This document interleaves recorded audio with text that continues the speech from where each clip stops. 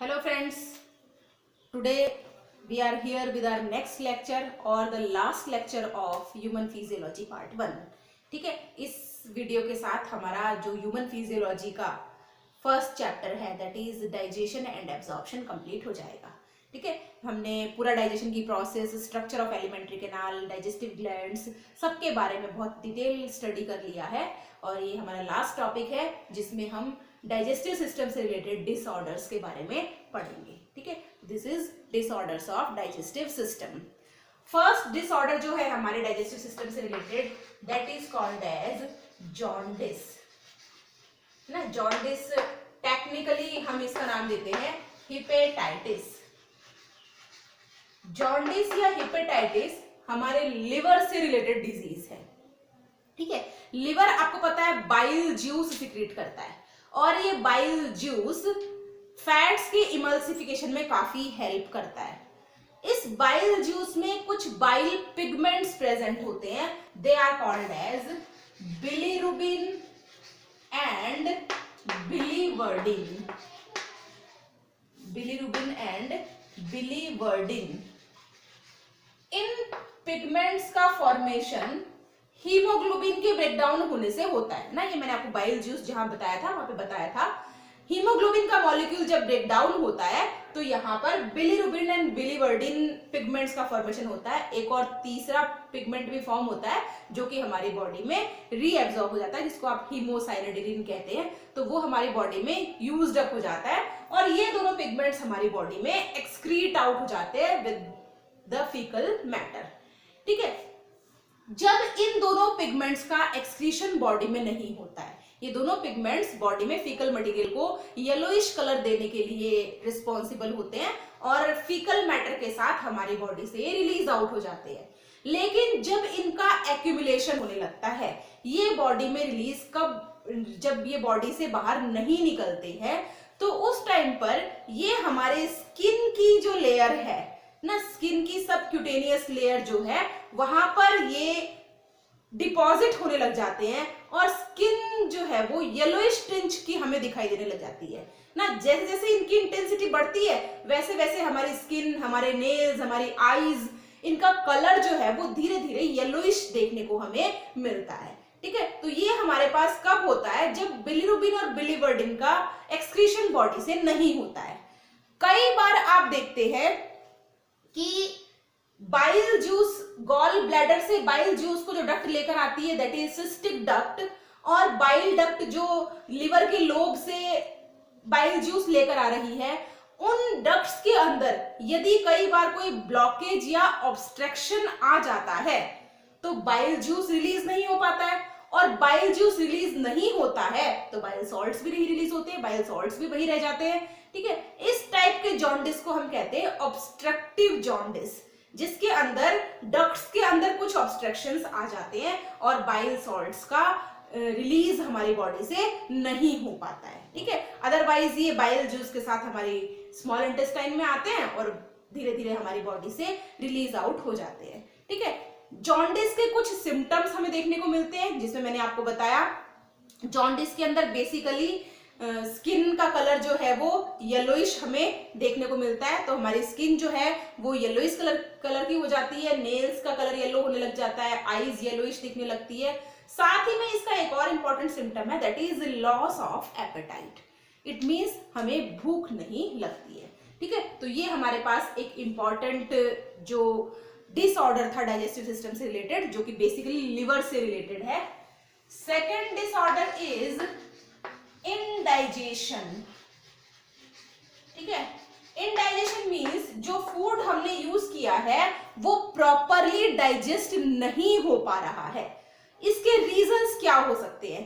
कई बार बहुत ज्यादा स्पाइसी खाना यदि हम कंज्यूम करते हैं.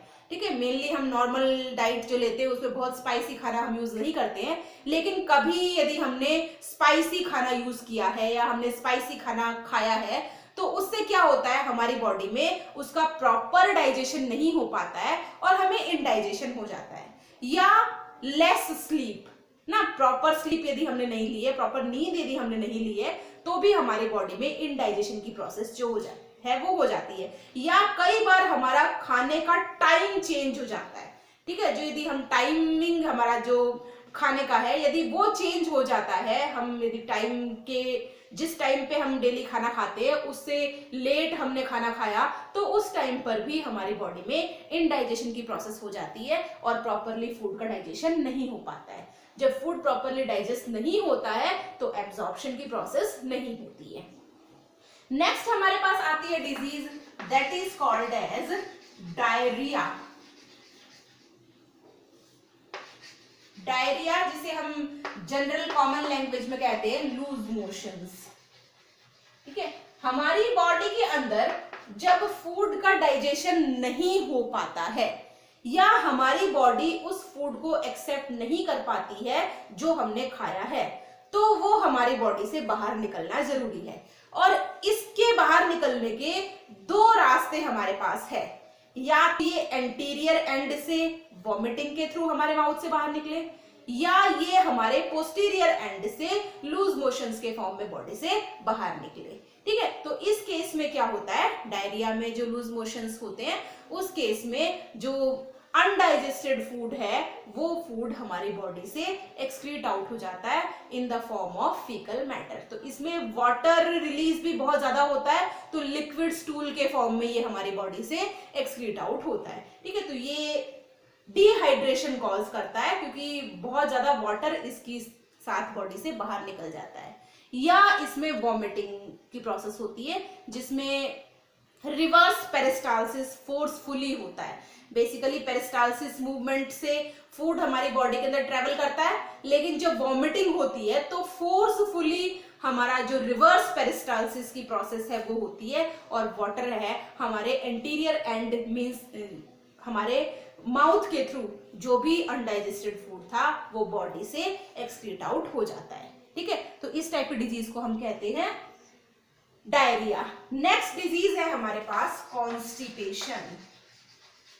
ठीक है, कॉन्स्टिपेशन में बेसिकली क्या होता है, जो फीकल मटेरियल है वो बहुत ज्यादा ड्राई हो जाता है। ठीक है, ये ड्राई कब हो जाता है, जब पेरिस्टालसिस जो है वो बहुत स्लो होता है, क्योंकि हमारी एलिमेंट्री कैनाल के अंदर पेरिस्टालसिस की प्रोसेस होती रहती है। पेरिस्टालसिस मूवमेंट से ही फूड एक जगह से दूसरी जगह पे ट्रेवल करता है। तो जब हमारी बॉडी के अंदर पेरिस्टालसिस बहुत स्लो हो जाता है और पेरिस्टालसिस स्लो होने की वजह से हमारे लार्ज इंटेस्टाइन में वाटर एब्जॉर्प्शन बहुत ज्यादा हो जाता है, क्योंकि पेरिस्टालसिस बहुत स्लो है। स्लोली यदि वहां से फूड ट्रेवल करेगा तो वाटर का एब्जॉर्प्शन वहां पर बहुत ज्यादा हो जाता है, और जब वाटर एब्जॉर्प्शन ज्यादा होगा तो जो फीकल मटेरियल है ये एकदम ड्राई हो जाता है। ठीक है, तो इस कंडीशन को हम कहते हैं कॉन्स्टिपेशन। ठीक है, इसके लिए हमें वाटर कंजम्पशन ज्यादा करना होता है या हमें रफेज का अमाउंट अपनी बॉडी में या अपनी डाइट में बहुत ज्यादा रफेज हमें यूज करना होता है ताकि कॉन्स्टिपेशन की प्रॉब्लम ना हो। क्लियर? इसके अलावा हमारे पास और दो इंपॉर्टेंट डिजीजेस हैं जो मिनरल डेफिशिएंसी से होने वाले डिजीज हैं, that is called as malnutrition diseases. और इसमें हम बेसिकली टू इंपॉर्टेंट डिजीजेस के बारे में देखते हैं। First is kwashiorkor and second one is marasmus. Marasmus and kwashiorkor both of these are mal nutrited diseases. ठीक है, ये हमारे पास PEM डिजीज है। PEM means protein energy mal nutrition. Protein हमारी बॉडी के लिए किस लिए रिक्वायर्ड है? Proteins are the building material of our body. ठीक है, हमारी बॉडी को बिल्ड करने के लिए, हमारी मसल्स को बनाने के लिए जो चीज रिक्वायर्ड है दैट इज प्रोटीन ना। हमारे ब्लड में प्रोटीन प्रेजेंट है, क्लॉटिंग के लिए प्रोटीन की रिक्वायरमेंट है, हमारी मसल्स के फॉर्मेशन के लिए प्रोटीन की रिक्वायरमेंट है। तो प्रोटीन हमारी बॉडी का बिल्डिंग ब्लॉक है ना, बिल्डिंग ब्लॉक मटेरियल है हमारी बॉडी का। E for energy. एनर्जी हमें कौन से फूड से मिलती है? एनर्जी हमें मिलती है कार्बोहाइड्रेट्स और फैट से। ठीक है, इसका मतलब प्रोटीन, कार्बोहाइड्रेट एंड फैट की डेफिशिएंसी से जो डिजीज हमारे पास होती है they are called as protein mal nutrited diseases. ठीक है, तो इसको हम कहते हैं प्रोटीन एनर्जी माल न्यूट्रिशन। यहाँ पे दो इंपॉर्टेंट डिजीज है that is kwashiorkor and marasmus. Kwashiorkor disease हमारे पास होती है 1 to 3 इयर्स वाले चिल्ड्रंस में, ठीक है। 1 to 3 इयर्स वाले चिल्ड्रन है, उनमें हमें क्वाशियोरकर डिजीज देखने को मिलती है। और मरस्मस डिजीज होती है बर्थ से लेकर बर्थ टू 1 ईयर, ठीक है। जब बच्चा पैदा होता है तब से लेकर 1 साल तक का वो होता है, उस टाइम पर उसमें हमें मरस्मस डिजीजेस देखने को मिलती है। अब kwashiorkor and marasmus both are the protein malnutrited diseases. इसमें जो क्वाशियोरकर के सिम्टम्स होते हैं, क्वाशियोरकर के सिम्टम्स में क्या होता है, बेसिकली बॉडी के अंदर स्वेलिंग आना शुरू हो जाती है, फेस पे स्वेलिंग आ जाती है, बेली स्वेल हो जाती है, स्टमक स्वेल हो जाता है, ठीक है। तो यहाँ पर मेनली लिक्विड डिपोजिशन बहुत ज्यादा बॉडी के अंदर हो जाता है, और उस लिक्विड के डिपोजिशन की वजह से जो बॉडी है वो स्वेल अप हो जाती है। तो जब बॉडी लिक्विड की वजह से स्वेल अप हमारी बॉडी के अंदर होती है तो इस डिजीज को हम कहते हैं क्वाशियोरकर डिजीज, ठीक है, जिसमें ब्लॉटेड स्टमक और फेस जो है वो काफी स्वेल हमें दिखाई देता है। तो इस तरह के सिम्टम्स हमें क्वाशियोरकर में देखने को मिलते हैं। दूसरा आता है हमारे पास मरस्मस।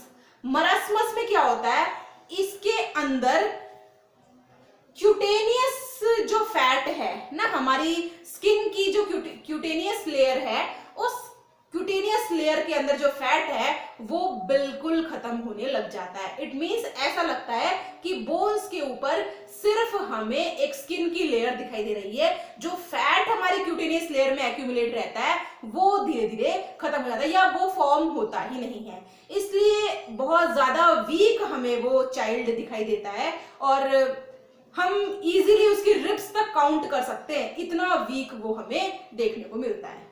दोनों ही केस में बॉडी की ग्रोथ जो है वो स्टंट हो जाती है, स्टंटेड ग्रोथ आपको इसमें देखने को मिलती है। ये डिजीजेस हमें बेसिकली उस टाइम पर ज्यादा देखने को मिलती है जब 2 चाइल्ड के बीच में गैप बहुत कम होता है, ठीक है।